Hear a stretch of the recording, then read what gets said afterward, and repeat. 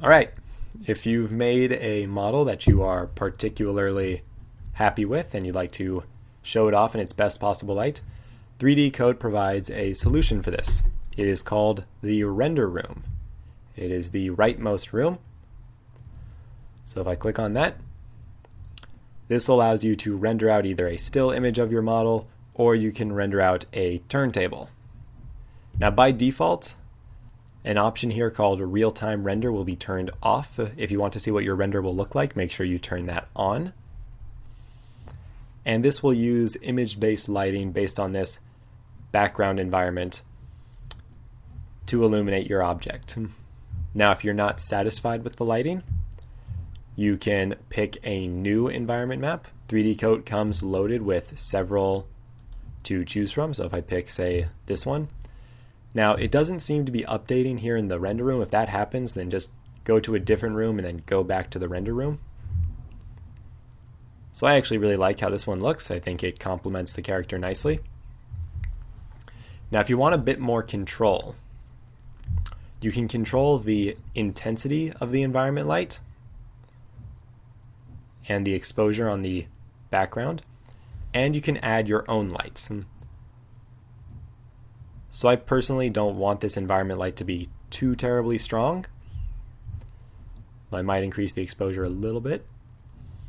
I can add my own light. And the way this works is that it places a light and then you can choose what angle it comes from. Now it can be a little hard to see, so you may want to turn off real-time render, but you can hopefully see the light coming there.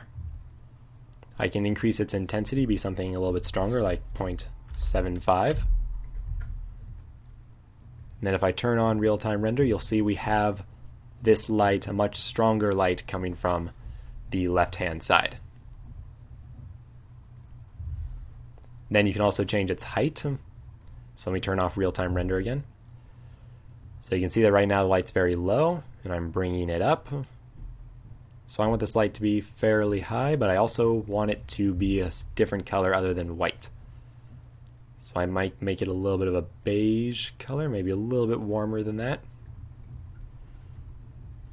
And you see very strong impact. Now it's not showing up a whole lot on the metal aspects of it, so I'm going to decrease its intensity a bit.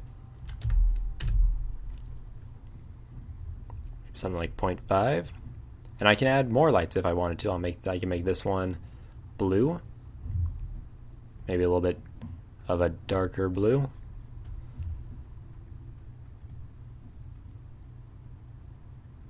I'll have this one come from the other side and come from fairly low. And it shows up most on the non-armored bits on this character, but you see we've got sort of a warm light coming from this side and a bit of a cooler one coming from this side.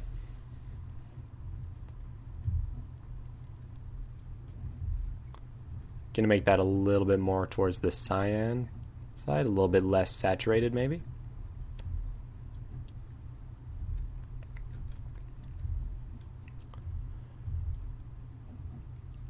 Alright, I think that will be good for demonstration purposes. Maybe decrease the intensity on both of these.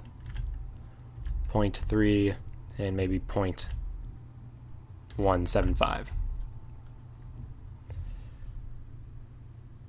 You can also add in a depth of field as well. Now I'm not going to, but just to show you what that would look like. If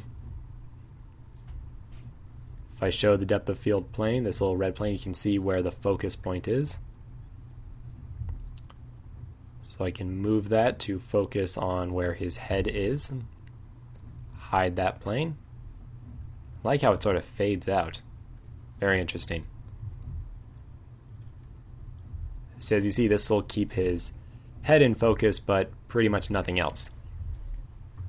I'm going to decrease the depth of field degree, sort of maybe a 0.5. There we go. That looks pretty interesting.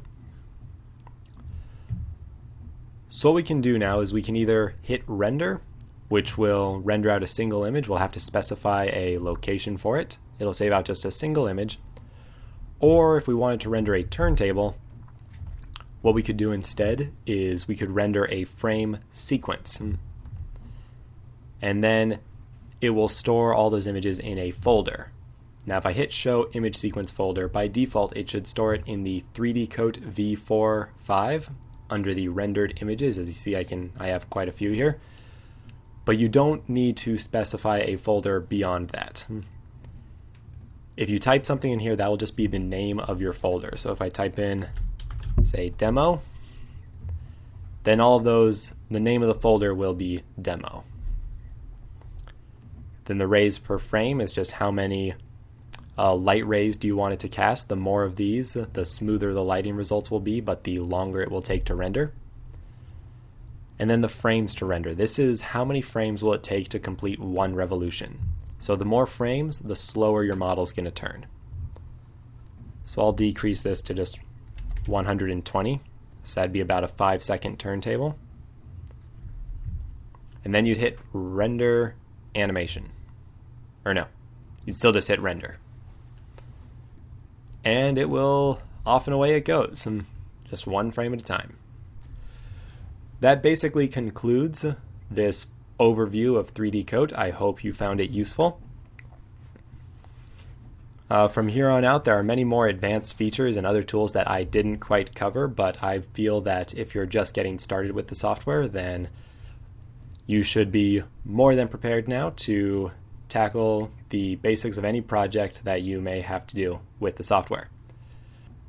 And that's basically it. I'm not going to wait for this whole thing to finish rendering, but that is an overview of 3D-Coat. Thank you for watching.